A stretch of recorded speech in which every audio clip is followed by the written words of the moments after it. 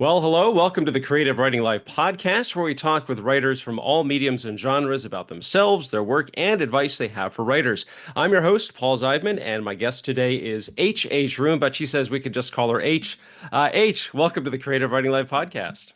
Thanks so much for having me, Paul. I'm excited to talk with you today. My pleasure. We're going to be talking to H about her new book, Find Me, Book One, and read it. It's a very gripping story, and there's a lot to talk about and a lot to unload. But first, before we get into anything, as readers and I always mess this up. As listeners and viewers of the show are familiar, we like to start things off talking about anything we may have read or watched lately. Did we like it? Did we not like it? How did we feel about it? I'll go first just to give H a little time to collect her thoughts, since we're now on a somewhat not as frequent recording schedule, so I've got a lot more time to watch stuff. So I've got several things to go through. I'll do it relatively quickly. Watched on Netflix, Wallace and Gromit: Vengeance Most Foul. So if you've seen any of the other Wallace and Gromit things, especially The Wrong Trousers, this is a feature-length sequel to that. They can do no wrong. It was wonderful. Loved it. A lot of great and really ridiculous jokes and just amazing clay animation. So if you get the chance to watch that, if you've got kids, if you don't got kids, either way, you're going to really enjoy it. So is that there was the documentary. I think it's on Disney Plus called Music by John Williams, which is about the composer. John Williams did all the scores for a lot of the popular movies since the 80s. That it was okay. I liked it, but it kind of dragged a little bit in parts for me, but I still enjoyed it overall. And finally got to go to the cinema and saw Nosferatu, which I liked. Didn't love it, but it was good. And A Complete Unknown, which I thought was really good. Timothée Chalamet did a great job as Bob Dylan, and I had no idea Bob Dylan was such a huge jerk when he was starting to break out as a star. So that's what's been on my front. So, and we'll take it to H, what has been on your reading and or watching queue lately? I'm currently reading The Comfort of Crows by Margaret Rankel. It's a really nice, calming read, and I'm a crow feeder, so it's just kind of in my wheelhouse. The thing that I watched pretty recently that I wanted to chime in on is, and I'm late to this, I'm sure, but The Umbrella Academy. Oh, okay. What? I want to have discussions about that with people. Just as a writer, after every single episode, I'm like, what? What's happening right now? And then I would find myself waking up at like 3 o'clock in the morning and going, aha. And then it would be like, no. It was yeah. Have you watched the whole thing? Because I think it's like four, maybe five seasons. Because I think Yeah. I didn't watch the last season just because I lost interest after Mhm. whatever the one before it was.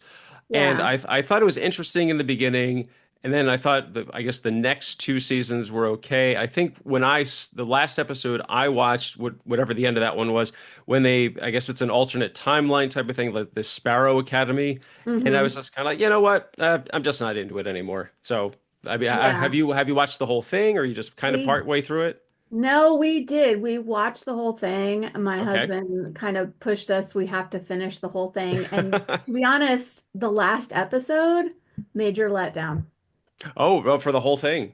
I was like, oh, no, no, no, no, no. You could have just done it and just left with a zinger. And I don't Oh, know. wow. Just my opinion. Just my Okay. opinion. Do you But think do you think they just kind of like weren't sure how to end it, or they were like, we have to set this up in case we get another season type of thing, or is it just kind of like that's what they're going to end on?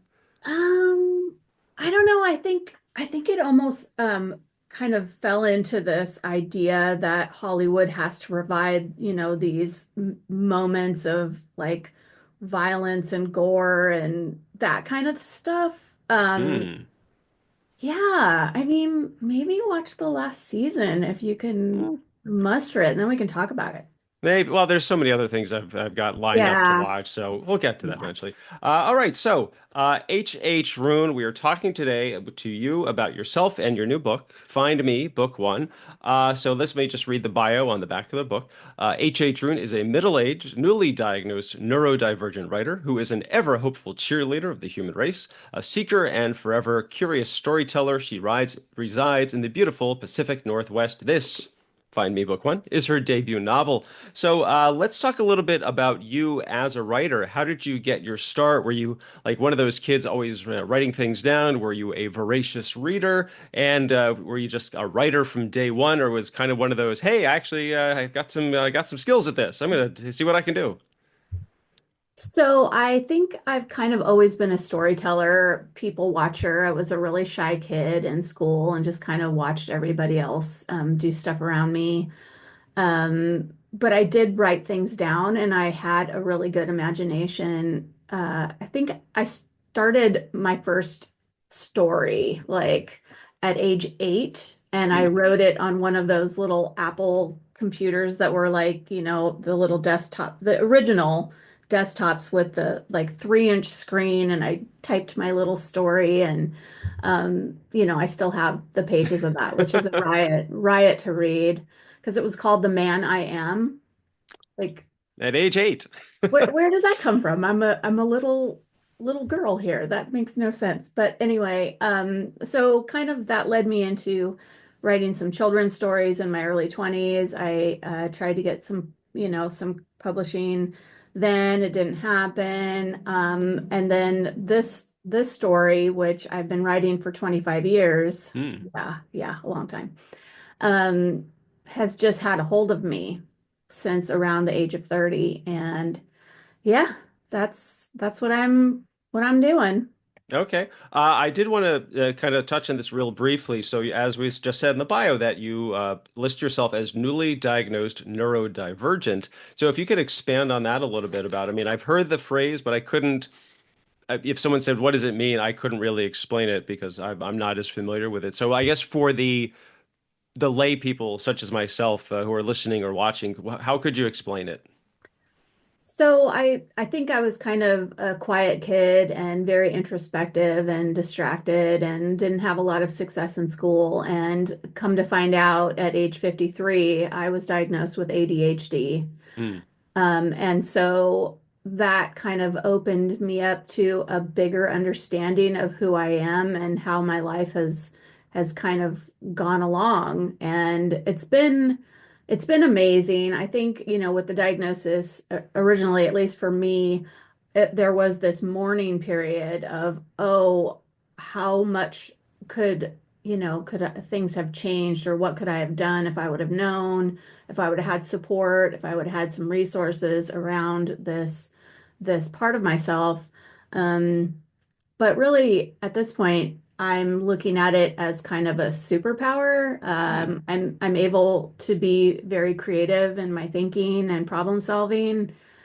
I can hyper focus. I can, sit down and just write an absolute ton if I'm into, my character, my story. So, yeah, it's a part of me I never knew about, or Hmm.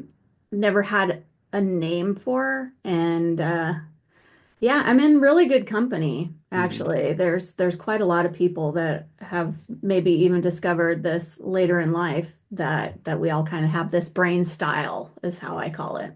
Okay, so let's touch on that just a little bit. You kind of explained it as your quotes unquote superpower.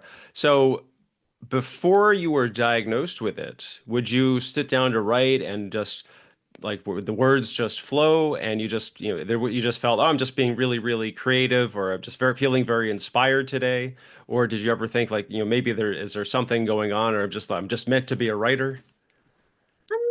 I mean, sometimes I think I would have bouts of that. Hmm. I think when you are seeing something that is unlike everybody else, that everybody else seems to be able to focus better or things like that, it can really zap your self-confidence in the world. And I think I was there for a really long time. I was feeling like, well, I'm not good enough to write a story, or I'm not good enough to be a writer or an author. And having that information kind of helped me over that hump to decide Mhm. that, I have been a writer for all of my life. I have just not shown that to other people necessarily. Okay, actually, that makes a lot of sense. Would you say that, I guess now that you kind of have a better understanding about your condition, does that have an impact on your, I guess, your daily writing routine? Kind of like that, are you able to say, okay, I'll wake up and I'll write from 8 to noon, take a little break, then I can, I got to go pick up the dry cleaning, and then I can come home and then work write again from 3 to 6. Does it help establish a pattern or a routine for your writing, or is it just kind of like, okay, I'm going to sit down, I'm inspired to write, and I'll just write until I can't write no more. I think I'm more like that. Oh, I'm not so much into routine. I know a lot of people with ADHD do like routine. I hmm find that I'm not in that category. I'm much more flowy, although I do know if I have an appointment at some point during the day, I can't necessarily get into my writing hmm because I will blow past my appointment. So I just have to wait until after, and then, maybe depending on what the appointment is, I might not have the brain space to go and be creative. So it's it's much more just very spontaneous for me, my writing, as much as I admire the people that sit down every morning at 5, 6, 7, whatever, and knock out 1,000 words. That's not what I've got. I don't Sure. know. Yeah. Sure. Okay. You had mentioned talking about the book Find Me, book one, that it was kind of a in development, so to speak, for over 25 years. So tell us a little bit about this series. I mean, what was the inspiration for, did it start with just one book, or did you kind of decide from the outset, okay, this is going to be a multi-part story and I'm just going to focus on one at a time? Okay, so you read the book, so you know hmm that there's multiple things going on at the same time. Right. Originally, I was writing all 5 books all in one. So whereas we see in the first book that we're watching the travels of the first book that she sends out, I was writing all 5 in addition to all of the author's journal entries and her memories. So it was massive. It had grown to, 200,000 words. And like, obviously, traditional publishing wasn't going to be down for something like that. Mm. And it just seemed too complicated. And so the idea to split it into 5 books was a conversation that I had with a book consultant, a coach, and she was like, I think naturally this just can be pulled into five books in the series. So once that came to be, that decision, it was like, aha, now this is workable. Now I can do it this way. And because I've been writing all 5 of these at the same time, I'm about to publish my third book in the series. Book 2 is out, and book 4 and 5 are nearing completion.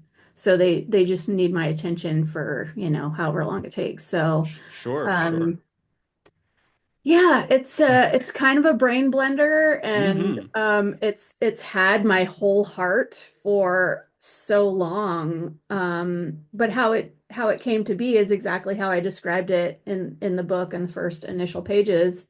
This woman decides at around age 30 that she wants to lead an extraordinary life, and she doesn't feel like she can make gigantic changes, like fly to the moon or go, move to Greece or wherever. And so this idea comes to her to write up some of her memories about people that she's known in her life and put them into a little book that will travel. So the book has a note inside asking that any reader that comes into contact with a book read the book, put their name in the back, and then pass it on to somebody else. in hopes that one of these books will eventually end up in the hands of someone she wrote about, and that person would bring the book back to her. So it's this, this hoping for this circle completed. Um, Well, so I gotta say, it's a really unique approach because you even like in the very beginning of book one, you explain this is how it works. That there are I can't call them three storylines because there's one that's all prose, and there's another section that's to me they're like journal entries, and then the third one, as you said, is these short. Maybe anecdotes or recollections of a person affiliated with the author, and they're all written in different fonts, which I think is a great way to distinguish it because it really helps. Like, okay, this is this section and this is this section. So, what was that part of the original idea? I mean, because I was wondering, okay, did you come up with, this book travels and like, oh, what if we get a little glimpse into the internal thoughts of the original author and these are the things that the original author wrote. I mean, did it all kind of develop at once, or was it kind of like, oh, actually I can do this, oh, but I can expand on this, and then I can even go even further than that. yeah, I think originally I thought, well, I could actually do the 5 books, just make these little 5 books and send them out. And those would have been like the bolded type that you see, the Mhm. memories and the moments, and just do that.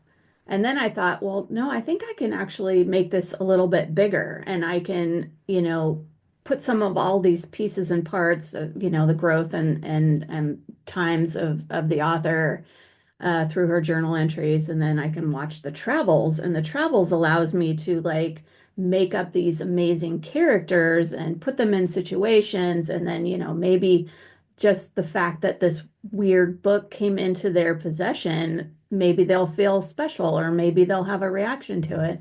And I have this, it has always been these 3 strands Mhm. of the story. So yeah, it's kind of always been that way. And my making them different font types has always been there, partly because it helps me too, Sure. to keep track of what's going on. And then I put the cheat code in the beginning of all of the books just as a here's a little tip kind Yeah, of. because I was thinking that if you didn't have that in there, because I think that would be a little confusing. Okay, wait, which story am I supposed to be following? Is it, or who is this person that is, quotes unquote speaking? I wanted to ask you, how is it mapping out the events of the book? I guess on all three storylines, especially the one that's prose that follows the journey of the book itself. That did you do those one at a time, or was it just kind of like? I'm just going to sit down and write it, or here's a map of the country, or a map of the world. I'm just gonna, I'm gonna throw a dart and see where it lands.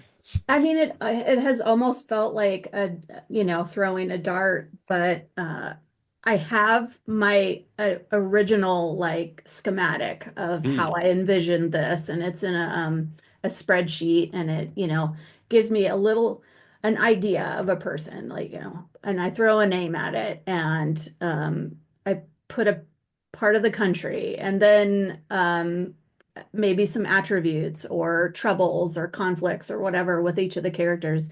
And I just give myself just a little nugget of that in the box on the spreadsheet. But when it came to writing, it was just easy. Like hmm, because I like to research all the different places where I place the book, and and the internet, it's been so helpful. sure. I mean, even down to watching YouTube videos of places I haven't been, I can start to see, oh, well, these are the pictures that are on the wall, or this is kind of how the people are there, or the seat cushions, or whatever you want to describe. You have access to some of these places via the internet. So this has been a wild, amazing, fun ride, and Hmm. I just I'm having a hoot. No, that's great. That's great. Yeah, one of the things I thought was really interesting is that it's all totally. I don't want to call it random, but like some of the places and the people that are involved with the book, that some of them go on for several chapters, so to speak, and there's like one character who I really thought was going to get the book, and then turns out they just have something happen, and a previous person who had the book becomes involved. I think, okay, I did not see that coming, and then it develops into a totally different storyline that. I guess it comes down to you said you have the schematic, so to speak, of the story. Now, were you really detailed, or were there days where you were kind of like, okay, I know this is what I want to happen to this character, or were there some times you were thinking, okay, this is what I wanted to happen, but it's just not working. I'm gonna take a few steps back and maybe try to come up with something different. Yeah, I mean, sometimes that does happen, and sometimes the sorry, the character name didn't fit, Hmm. or like in the first book, I have some mention of a tribal group, and I actually sought out people within that tribe to make sure that what I was saying was authentic or appropriate. I touch on different resources with them. I chose the resources that they shared with me that they see as the best resources to know more about their culture. Um, so I try really hard to learn as much as I can about these different characters. And if I found something where I said something, but that's actually not the way it goes, then I Hmm. would fix it. So in my third book, I have a character that has a wedding in Italy, and, you know, come to find out you can't get married in a church in Italy. So, like, okay, I have to go and fix that. So, yeah, I try really hard to have the right information, Sure. and also tease people to go and learn more on their own. Hmm.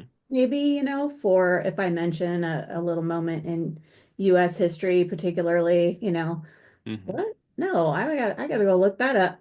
So it's been fun. Okay, so actually, kind of just to expand on that a little bit, as you were developing these individual storylines for all these characters, did you ever kind of ask your or tell yourself like, "Oh, this character wouldn't do that," or "This is totally out of character for what this woman would do," that and then have to go back, or would you kind of think, "Oh, actually, you know what? That inspires a new idea, and I can totally, take this off in a new direction." But then, of course, that that impacts everything that comes after it. Was there a lot of that, or was it kind of that you really had a set idea of what things were going to happen and you were able to kind of, modify it just a little bit as needed? I think because I try and tie some of what's going on um in the author's memory, like what the person is dealing with or whatever, I tried to tie some of those characters so that they would feel kind of in tune with maybe the author's entry. I try and blend those. That did give me a direction sometimes, Hmm. whether it was like an illness or a memory or um yeah, like religion or something. If there was some way I could tie them together, I would go down that direction. But I've been so fortunate and lucky, I'll put in quotation marks there, that however I seem to be going in a direction, things line up. And I can't really describe it, but it feels like a lot of times I'm getting this download of an idea, and the words are shooting out my fingers onto the keys. It's this otherworldly type feeling sometimes when I get a vibe on a character, and then it just leads me here and leads me here and luckily leads me here. And then something that I made up, 5 sentences ago actually is true. And you're like, what? So, yeah, if that makes sense. Yeah, oh yeah, it does very much so. I also wanted to ask you, so again, going back to the storyline about the book's travels, that I liked how everybody who read the book had a result in some kind of change. that it was an inspirational or it kind of, it got the ball rolling and made them start thinking about things in a different perspective. Now, was that your original intent, or was that kind of something that developed along the way that maybe someone was going to read it and think, oh, it's just not for me and just pass it on to the next person? Or was it always about someone's going to get this book and it's going to have some kind of snowball effect? I really wanted people to get the idea that anyone can live an extraordinary life. And so that so I had the characters have some sort of a reaction. The idea of 5 books going out into the world, the astronomical odds of something like that happen can only make somebody feel special that something would come into contact with them, fiction or not. Um, I feel like that was kind of an automatic that somebody would go, "What? How did this book that like this anonymous author wrote land in my hands and is talking to me and telling me, to look at the people that you've had in your life and, look at the lessons and the gifts that you've gotten from them, whether good or bad. Um, hey, maybe look at some stuff." So it's that was my intention. I Hmm. wanted I wanted to push people and also remind people how powerful we all are. When we are in relationship with people or even just walking down the street with, somebody, we have the power to make them smile, not by asking them to smile, but, Sure. by sharing ours and or, telling them you like their shoes. It's not hard for us to be kind to each other and look out for each other. And that's kind of what I'm hoping, at least the subtext of my stories are about. Okay. Well, I wanted to also touch on so a lot of what we've been talking about has been the prose storyline. So as we mentioned, there are two other sections to the book. One are these journal entries of the author, and the other one are these memories of people that the author has known. And so I wanted to ask, did you already have those ready, or did you kind of like, okay, this is what I'm going to have? Did you think, okay, I need to have 12, memories for the author, and I'm going to come up with those and just, did you pick things at random? Did you have things in mind when you started? And the ones about the journal entries that we really follow the course, especially about the author's marriage, that we see the ups and downs and the relationship she has with her husband. That I mean, that one was very insightful, and I really it's a lot much more gripping than I was expecting it to be, and I honestly didn't know what was going to happen the next time an entry would come up. Like, is this where things fall apart? Is this where the happy ending shows up? And I'm not going to do any spoilers, but what was the development process for both of those? I mean, you can start with either one. Um, I mean, I think those parts are basically from my life. So like I didn't have to necessarily make them up. How I plugged them in is not random, it's intentional. But I'm trying to think exactly how to answer that. It came. It came and it made as much sense to me as it could. And yeah, it just came out that way.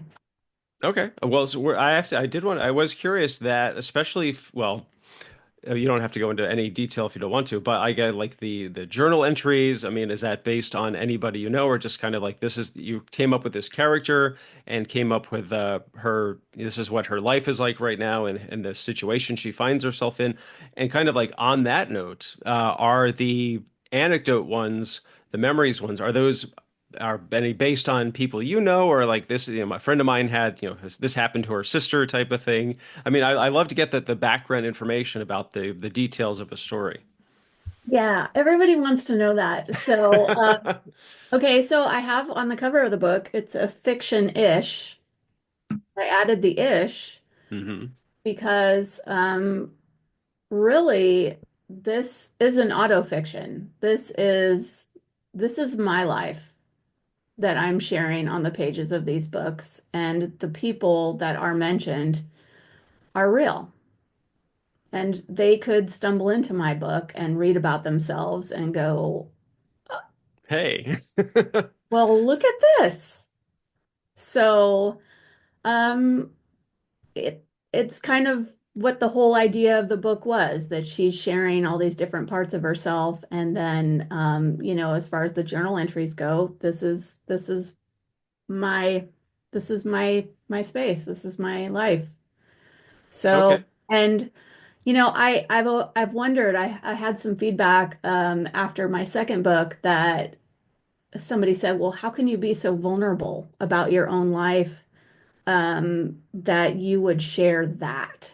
And I'm not going to say what it was, but that you would extend that out. And it's like somehow there has not been put in me this idea of shame or holding back, because I feel like if anything in my life, any moment, any lesson that I've learned in my life can help somebody else or make somebody not feel so alone in the world, um, here it is. It's a gift. I used to talk. I have two daughters. They're grown now. But I used to, when they were little, I would be like, "Hey, you guys, I'm going to impart some wisdom." And I would gather them around, and they'd come, and then I would impart some wisdom. And the only example that I can think of at the moment, it's always the same example, but it's, hey, when you're opening a new bag of sugar, do it over the sink, because you always, little things like that. These are things that they could find out eventually on their own. I'm gonna Hmm. save you the trouble. I'm just gonna impart this wisdom. So this book is a lot me imparting wisdom through the moments and the lessons and the traumas, that I've experienced. I don't know why, but Okay. I feel compelled to share. Okay. I was going to say, would you start these conversations? Would you start this imparting wisdom with those exact words? Okay, Yes, girls, it's time for me to impart some wisdom to I you. will. I'm going to impart some wisdom, and they just gather around. I mean, today, I could do it today. I mean, they would have to come from different parts of the state currently, but Sure, sure. they'd gather, they'd come. I was going to say, is there rolling the eyes? Oh, mom's going to impart some wisdom again. No, not so much, to be honest. In fact, sometimes I'll get a text now, and they'll say, so and so has a question, and then I'll give the answer, and they love it. So, not that they always listen to me because they're grown, but they don't, Sure, sure. you know. Okay, I did want to ask. So, in the back of the book, so it's as we said, there's so many different characters and all these storylines and situations in the prose section that you have in the back. There's a QR code for after stories for the characters. Now, is this all the characters or just a select few? That one is only one after story Ah, okay. for I think Oh, it's yeah, right. Here it says if free bonus after story for Sarah from book for one here. Sarah. Yeah, so for Sarah. But I've written a number of after stories or before stories for the different characters, and Hmm. it's a lot because my mom would read my stuff, and then she's like, "Hey, I really like that character," and then you move the book along and you just ditched them, like Right. what's going to happen? So I don't want to, just leave all these things hanging, although I do think, that this idea is ripe for fan fiction. People Mm. could take these different characters that are pretty well formed and then just, go off on their own travels with that. But yeah, so the after stories are going to be kind of sent out through my newsletter and, on my website. I'm going to include them in the next book. The second book has an after story as well. Hmm. So, yeah, it's just kind of a fun little thing for me to do because I have these characters in my head and I imagine them. And as someone who really enjoyed watching Jerry Seinfeld, you get you get the full wraparound at the end. He doesn't ever leave you hanging, and Sure, sure. I don't like to leave anything hanging either. So, Yeah, I think that was probably the most intriguing part was that for all of these different characters that we get an idea of what their life is like, and then they read this book and something happens to it. It impacts them in some capacity, and that causes a change.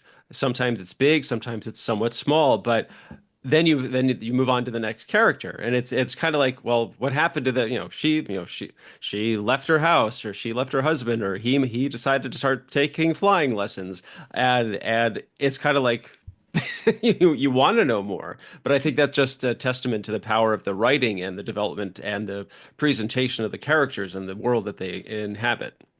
thank you. Yeah, it's been fun. It's Okay. So as we said, this is Find Me Book One again. Or we're talking to H. Rune today.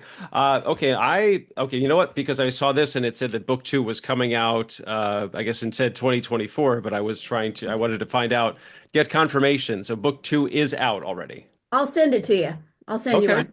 that would Yeah. be great. That would be Yeah, if great. you want to read it, I'll send it to you. Sure, sure. So what about books three through five? You said three is coming out and four and five are in final editing, or they're just about ready to be published, or you Yeah, have to remind me again.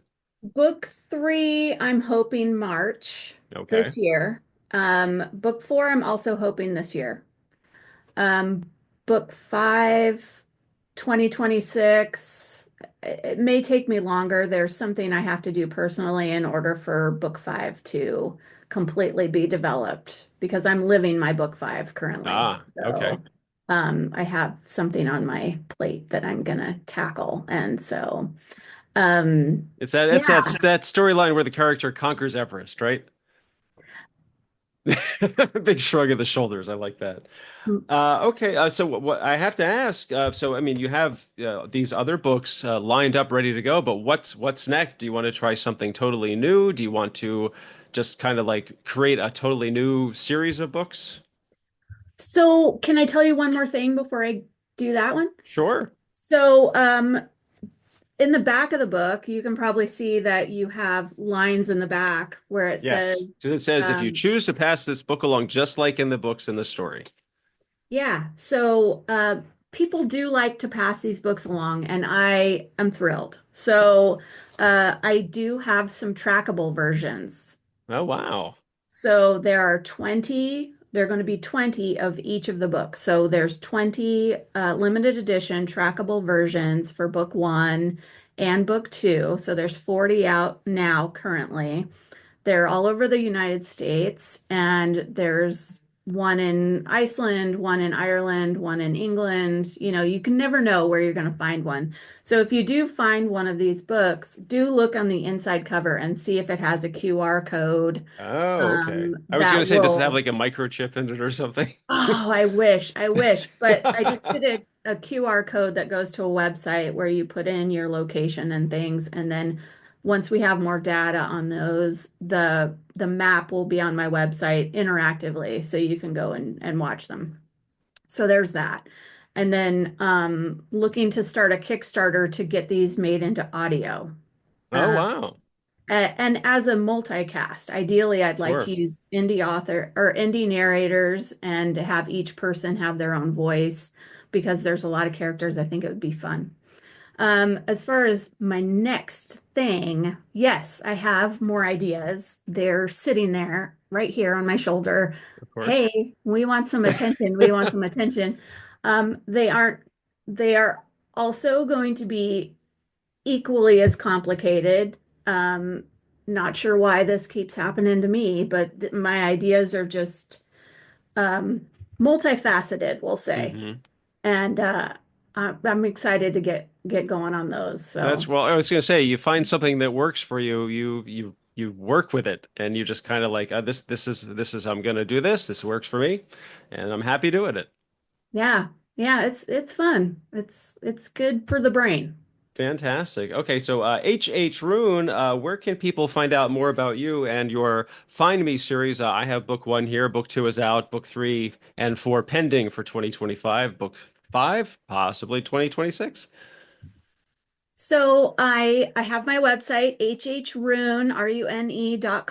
That's a good place. I am currently on Facebook. I have a TikTok page, which, seems to be going back and forth these days, but it is active currently. And I do have a Substack. I have a YouTube page, um, Instagram, Blue Sky. Yeah, that's all. Wow, that is a lot of platforms. Okay, again, the site is hhrune.com because we've been talking with H. Rune herself. And again, her book is Find Me Book One. Book two is available. Books three and four, they're coming out soon. And book five, that's probably going to be next year. H. Rune, thank you so much for being here today. This was fascinating stuff to talk about. Thank you so much. I love talking with you. Oh, my pleasure. And viewers and listeners, if you enjoyed today's show, please hit like. Feel free to leave a comment and subscribe. Quick rundown of social media. You can check out my screenwriting blog. That's maximumz.blog. Still on Twitter for the time being, at least at maximum_Z for me and at podcast CWL for this show. I'm on Blue Sky and Instagram. Both of those are at Pez Screenwriting, and the show is also at podcast CWL on Blue Sky. And I got books too. My Go Ahead and Ask books, the ones about screenwriting and pie, those are on Amazon. Like I said, that's HH. I'm Paul. This has been the Creative Writing Life podcast. Thanks for listening and watching. Stay safe, stay healthy, and most importantly, go write something.